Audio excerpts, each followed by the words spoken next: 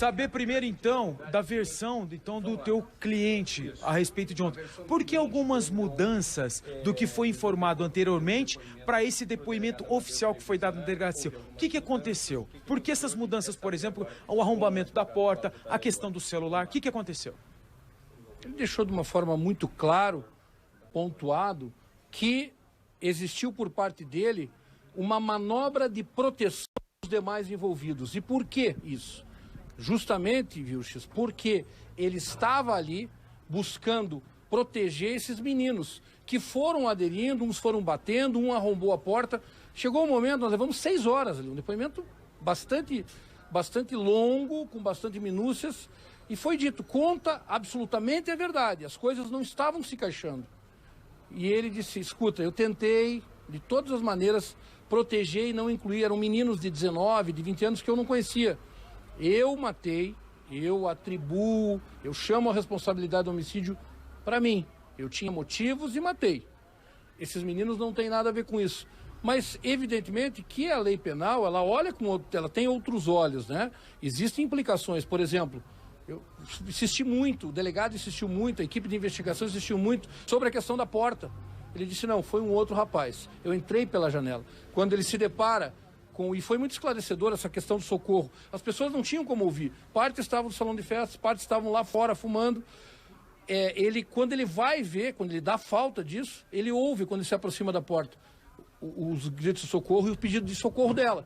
Ele vai pela janela, a porta trancada, ele vai pela janela. A janela é aberta. Aí que ele flagra a situação. E daí os gritos dele, do Daniel, que começou a apanhar. Nessa, chama a atenção dos outros e um dos meninos arrebenta a porta, arromba a porta. Porque ele chamava, venham ver, e o outro gritava. Arromba a porta, ingressa ali. Foi isso que ocorreu, isso que aconteceu. O senhor falou que foi para proteger essas testemunhas, mas há um depoimento dessas mesmas testemunhas que diz o seguinte, que elas foram ameaçadas num encontro no shopping para combinar uma versão. Isso não confere? É que se você permitir que eu continue dizendo, você me pergunta de interrogatório, eu estou falando como um todo. Eu parei exatamente, com calma, com tranquilidade, eu vou explicar a todos aqui. Essas pessoas passam a bater, um desses meninos inclusive bate, ele negou que esse menino tivesse batido junto. Bate, esse menino depois quebra o celular, quer dizer, isso são fatos penalmente relevantes dentro de um contexto desse, né?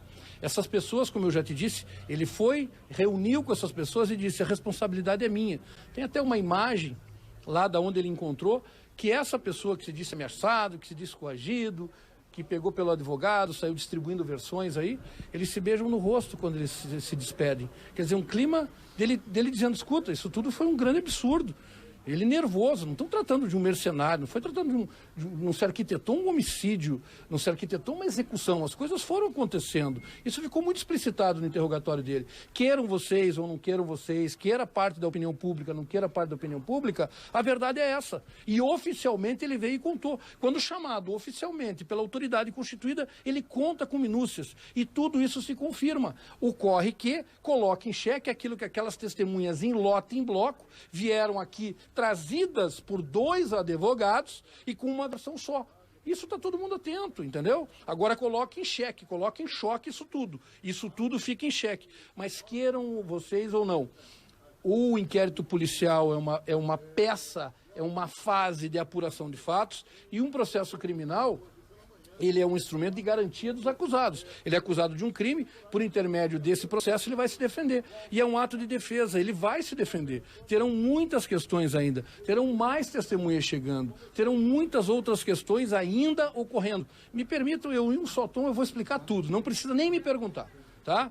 Se de referente à situação, tá no interrogatório dele, sobre ele preferir responder, isso foi um consenso dele responder no momento do homicídio, sobre o momento da emasculação, sobre o momento do esgorjamento, né, a degola. Isso tudo ele vai responder em um interrogatório complementar, na medida e no momento que exame de necropsia chegue, para que possam formular as questões inteiras. Por exemplo, se falou ontem, e começou essa quizila toda, o delegado falou, ele tem uma pancada na cabeça. Ele falou, não teve pancada na cabeça, sabe? Então vamos melhor chegar ao exame de necropsia, ele pode formular as perguntas e ele pode se defender e dizer, ele está no caminho da sinceridade, foi tudo muito tranquilo. E isso é mais do que um direito dele, é uma garantia dele poder usar essa faculdade de se calar naquele momento, de se calar, mas sempre dizendo, não é assim, só vou falar em juízo, não foi isso. Ele se cala e diz, no momento que chegarem o exame de necropsia, o laudo de levantamento do local, o exame de encontro de cadáver, eu vou responder tudo. O exame do veículo automotor com manchas de sangue, ele quer explicar, ele quer esclarecer. Doutor, só a questão do celular. Porque o senhor mesmo deu entrevista e falou que o momento de raiva do Edson foi quando ele já estava dentro do carro e tocou o telefone do Daniel. Ele pegou o telefone do Daniel e viu uma selfie, onde o Daniel estava com a esposa dele deitada. Foi aí que ele decidiu, agora você vai morrer. O que aconteceu com sua versão? Era uma versão que ele havia me passado, ele me contou isso. Ele foi à imprensa, contou. A versão real, chamada a autoridade, e disse, olha, é o teu último momento. Você vai falar? Vou falar.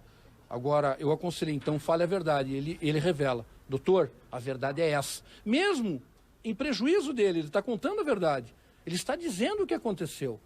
Isso ocorreu. Entenda, no momento em que ele é chamado à responsabilidade pelo delegado de polícia, pela autoridade constituída e orientado, que foi pela defesa técnica, que eu disse, fala o que aconteceu. Mas, doutor, você está falando que ele mudou a versão e agora tomou coragem de falar a verdade de fato. O que garante para a gente, para quem está em casa, que essa é a verdade de fato, que essa é a última versão dele dos fatos? Lucas, eu não tenho que garantir nada para você, com todo respeito. Sabe, eu acho que cada um no seu quadrado, né? Cada um no seu quadrado. Entenda o seguinte, eu respeitosamente atendo a imprensa sempre e falo, eu acho que tenho o dever de comunicar, mas quem nos garante? Você, com todo respeito a você, a tua emissora, vocês têm que respeitar o direito de defesa. Eu não tenho que garantir nada para você. Eu tenho que chegar e tenho que orientar e, nesse caso, se primou para esclarecer 100% e, quando indagado pela autoridade policial, ele vem e conta. É claro que isso esvazia o frenesi que muitas vezes vocês promovem. Eu entendo. Agora vocês vão achar outra contradição. Mas tem um prato cheio para vocês aí. Isso aqui é um mar enorme de especulação. Vão perguntar por que as testemunhas mentiram, as sedizentes testemunhas mentiram, entendeu? Por que eles se apresentam em bloco? É um mar enorme. Agora, eu quero deixar uma coisa clara para você e principalmente para o teu apresentador, para o Passaia. Cuida muito. Ontem, por exemplo, Passaia está me ouvindo? Está te ouvindo. Passaia, ontem, vamos falar de credibilidade. Você falou para mim aqui, quem que me garante? Ontem o Passaia, por exemplo, ele assassinou o rapaz na parte de cima. Que credibilidade você tem?